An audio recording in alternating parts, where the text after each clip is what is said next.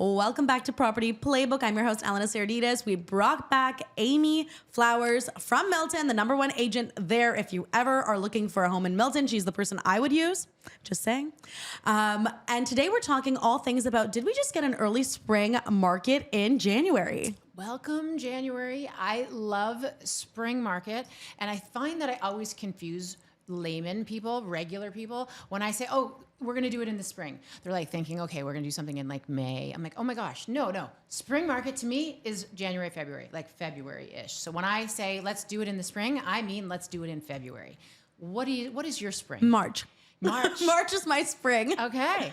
My only concern with it, January, February, and I need to know in advance that you want to list January, February, is snow. So I try and get photos done before the snow hits the ground if we're doing a house.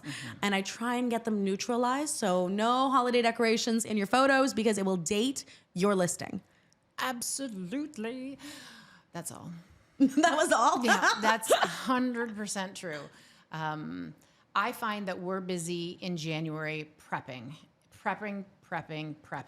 The people who are out on the market and the listings that are out on the market in January, they set the precedent for any increase of prices. I always like to be one of the first to set new records and new price points in our market. And then February hits, it goes crazy. But then by March break, if you haven't sold by March break, I find it's kind of over by March break, which is sad. A lot of people want to, okay, I'm going to list my house, but I'm going to wait till after the kids go back to school, after March break is over. I'm like, no, because everybody's doing that. Because nobody wants to have their house on the market when the kids are home for that week. That's what I find is let's do it. You got to beat it before. Or first week of March, before the kids go away. Right. Then you get it sold. The kids go away. The parents start planning on what they're going to do. If their plan is now to sell their home too, they can prep during that week. Like there's things for them to do. Right.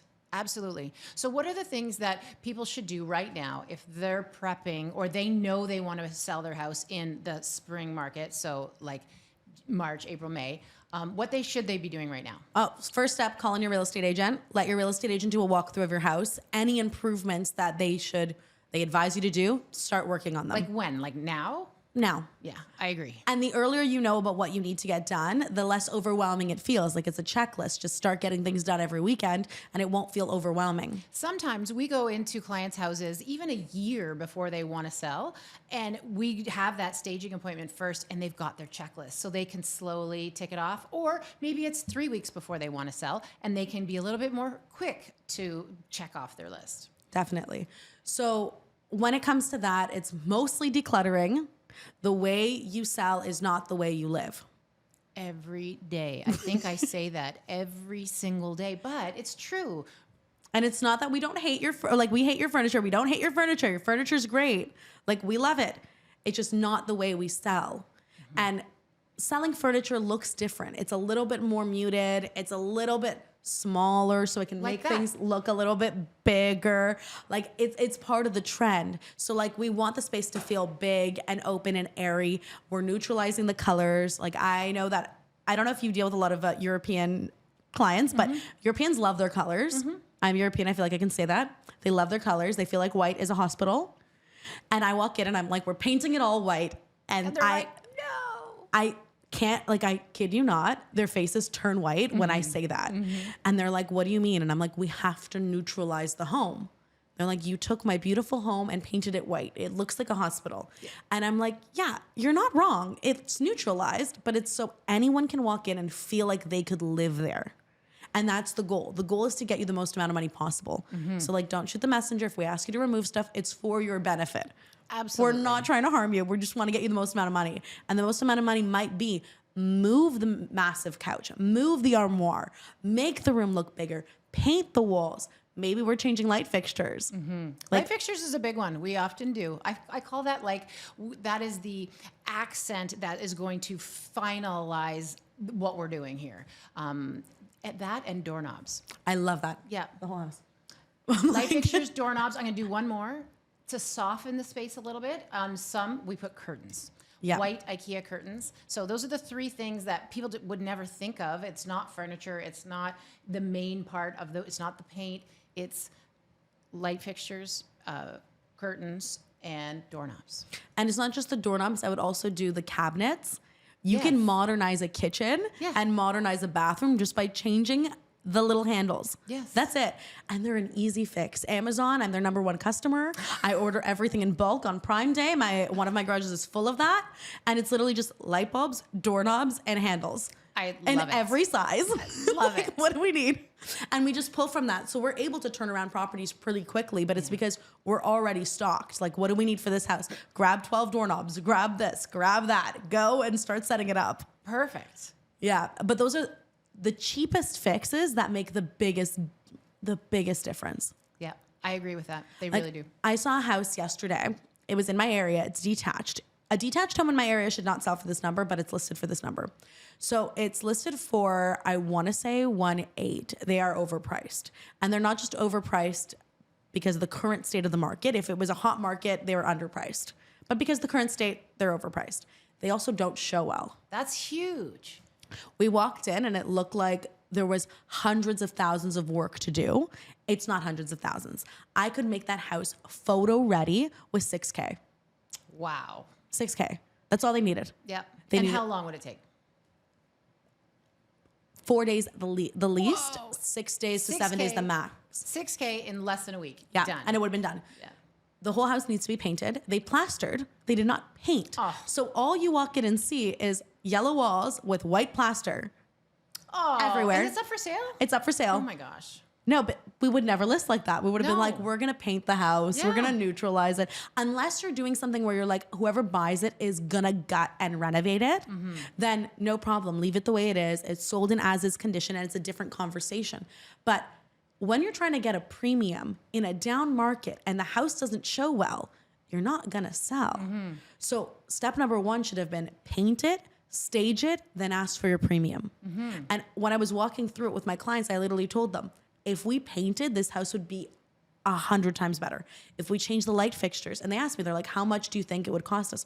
I'm like, for you guys to live here, not just for us to get it ready for sale, you're probably looking at about 15K. 15 to 20K you put into this house. You can fully live here. It's a detached home on a great lot. And like, you're going to get it for a deal because it does not show well. They should have just put 6K in and gotten their miracle number. Right. But I think that there's a lot of buyers out there who can't visualize and can't see that. So they'll pay extra. They'll pay an extra 15 to 20,000 for The finished product. $6,000 that you invested. 100%. Yes. And I have those conversations with sellers every day. I'm like, I'm not going to tell you to do something unless I can see the return in you doing it. So if I ask you to spend 5K and I can't see us getting 10, then I'm not going to tell you to spend it. But if I can see it, then I'm like, just do it. Yes. Return on investment. Absolutely. Every day we talk Yeah. about that. So fix the little stuff beforehand. Fix it before you're planning to go to market. Maybe fix it as you're watching this video. Make your list of what stuff you need to neutralize in your home. And again, it's not because we don't love your stuff. It's because we want to get you the most amount of money possible. So Have you ever had it where sellers are like, you know what, I don't have the money right now. I don't have it. It's just after Christmas. I don't have the money to do this. What do you say to them? what I say is not supposed to be on camera, but I'm going to say it now. I tell them, and it depends on the situation. Yeah. We'll upfront it, and then we'll take it out of the commission, like out of the sale afterwards. That's what I And wanted we to have talk about. contracts. Is that what you were trying to get out of me? You're like, I know you do this. Just Yeah. tell everyone you do this. We have just started doing this as well. There are people who I've seen in the company, they have brought that on, and it is something, we call it our platinum package, and it is something to help people in this situation like that. Or maybe they can't, like we've done a few this year, and a lot of them all revolved around estate sales actually, Yeah. because people don't have time, and or one person's going to pay the bill, but 3 people are the beneficiaries. And how do you manage that? It's just so much easier to take it out of one pot, and then we can be reimbursed by the estate at the end. It just makes sense. 100%. So tell me about that. Have you had success with that program? I have. Yeah. So the reason why I like it is because I don't believe in just listing a product if I don't believe in it. Yes. So I need to be able to walk in and be like, our price is accurate because I would buy it at that.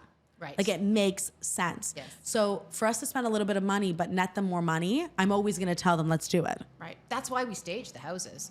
everybody asks, we've been staging houses for, 15 years now. And well, what got you into it? How did this happen? Well, it happened because I knew that a house would sell for more money if we staged it. And if you're not going to invest it, watch, I'll invest my money and then you'll see. And then it exploded from there. Yeah. And I tell all my clients, staged properties sell for 6 to 7% more statistically than unstaged properties. Yes. So why wouldn't I do the staging? You all know what real estate agents make. It's pretty common. Mm-hmm. So if real estate agent fees on average are 5%, mm-hmm. and staging will increase your bottom line 6 to 7%, it's a no-brainer. Right. You're literally just paying your realtor plus some. Right. Every single day of the week. It makes the most amount of sense. I make all my clients do staging, so even if they live there. Okay, tell me about that. Okay. So do you stage every property that you sell, or do you give them the option? So the real answer is it depends. Yeah. So it depends on what's actually happening. So we had a bank sale recently. For the bank sale that we had, we didn't stage it. Mm-hmm. There was no budget for that. So what we did was we put it up on the market. We got professional photos done and we virtually staged it and we took it to market. Right. It looks better than every other listing in that building because we did just that. Right. For a different property that we had, like for example, this one, we did a full stage. Mm-hmm. The owners didn't want to stage. I insisted we stage. And I insisted we stage because every single property, and this was the conversation I had with him when I walked in, the owners said we don't want to stage because they thought they'd have to pay for it. And I'm all inclusive, so I included in my fee. Yeah. So they start off with, we don't want it staged, just sell it the way it is. And I said, okay, well, what's your dream number? What do you want for this house? And they told me their dream number. And I said, okay, if we look at all the comps that you're explaining to me because you monitor the market so well, what's the one thing they all have in common? And we went through every single listing together. Every single listing that hit the number he wants were staged. Of course. Yes. And the ones that didn't hit the number, obviously they weren't. No. Yeah. And again, sometimes, the way you sell is not the way you live. Yeah. So like I have another listing right now. The offer night's actually tonight. So hopefully it goes really, really well. And I'm not jinxing it now. But we did a partial stage. The family still lives there. They have 2 kids, but we wanted to elevate the space to make it look like anyone could live there. We changed door handles. We kept their couch. We changed their coffee table. We kept, like in their dining room, in their living room, we swapped out the tables. In the kids' room, sometimes we swapped out the bed frame. We just did stuff to make it look more elevated or more neutral or more like anyone can walk in and be like, this is where I want to live. Right. And the decluttering is such a big thing because most people will say shove everything in the closet. Mm-hmm, mm-hmm. Okay, but you know what the problem is when you say shove everything in the closet? Buyers open the closet. We always open the doors. Always. I cannot stress it enough how many times I've walked into a property and say, open up the closets and make sure there's enough space for you. Yeah. And when they open up the door, if it's packed to the rim, what do they end up saying? Oh my God, they don't have enough storage in this house. Not enough space. They could have fully had enough storage.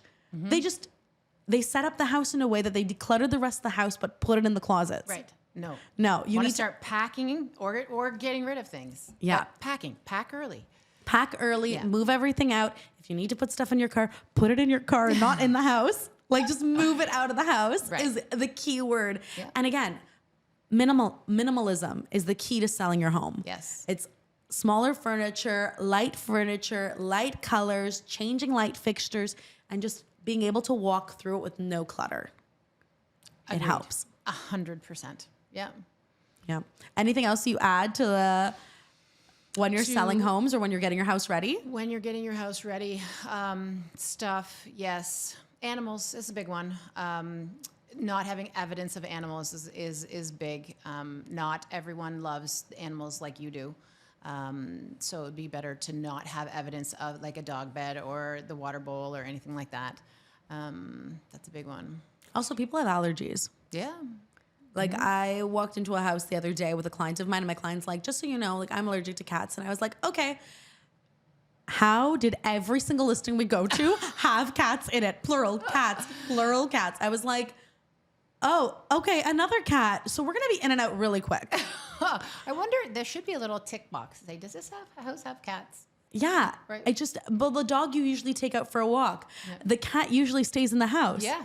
So yeah, that was a big little teaser because if you are allergic and you're walking into homes, you would never think we wouldn't think about it and we wouldn't notice it. But anybody who has allergies, as soon as they walk into that house, they're going to, oh, there's cats here, without even seeing it. Yeah, that's a big one. Yeah.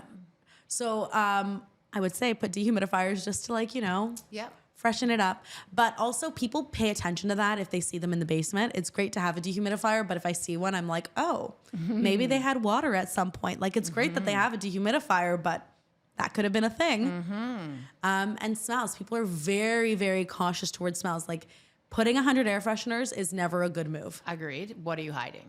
That's the first. And you could be hiding nothing. You could be like, I love the smell. It smells clean. And you're like, no, a neutral home is actually better. Like just take them out. And there's certain flowers too, because I love putting fresh flowers in listings. I do. Very nice. And I feel like you should be putting fresh flowers in every listing. Okay. With the name. Yeah, with the name flowers. Yeah. Fair enough. There's certain flowers that do not do well. Like your tiger lilies. No, it smells like a funeral home. You do not want that in the houses. And you just have to make sure too that like, someone's checking on the house, especially if it's vacant, because flowers will die eventually. Quickly, and the smell of dead flowers is awful. Yes, agreed. Yeah. Absolutely. Like they get a moldy smell real quick. So just be cautious of certain smells. Be cautious of how crowded the place feels when they walk in. And again, the way you live is not always the way you sell. Yeah. Sometimes you do move the couch to a position that does not make sense because where would you put the TV? But it feels more open and that feels like the space is bigger. And that's like a little cheat of like, hopefully the agent that walks them in doesn't pay attention to the fact that there's no TV on the wall. I would say one of the other things that I would add to that is the scalability of the items that you put in the house. So like if you were to look at this picture here, the rug is the proper size for not only the room, but for the furniture itself. Do you know how many we walk into where it's like, oh no, we don't need to stage, like we've done it. And then some of the items look good, but then they have a little 5x7 rug. It's like, what? That doesn't fit. Or they have a piece of art on the wall and the piece of art should be big like this, but it's not. It's small like this. I'm like, oh, the scale is off. The third one I see is furniture that's too big for the space. Like big, huge sectionals in a space that can't accommodate that well. So I would say that's a lot of the staging that we do is reproportioning things in a house as far as scale. Yeah, definitely. And it makes a big difference too, because people feel like it's different when they walk in. Yeah. So like keep that in mind. Like we're not trying to say that your furniture is bad. It just needs to be removed for this specific purpose. Oh my God. Purpose. Yeah. Words are hard today. For this specific purpose, because we want to maximize the amount of return you can get on the property. And don't trick yourselves. We're not trying to trick you. People don't live like this. Nobody lives like this. It is for a purpose. A purpose.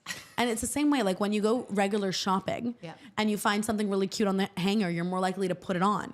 When you go into a store that looks really pretty, you're more likely to go in. If you see it from the outside, it's the same thing. Like we're making it look so it looks so amazing that you want to go in. It's not the way you live.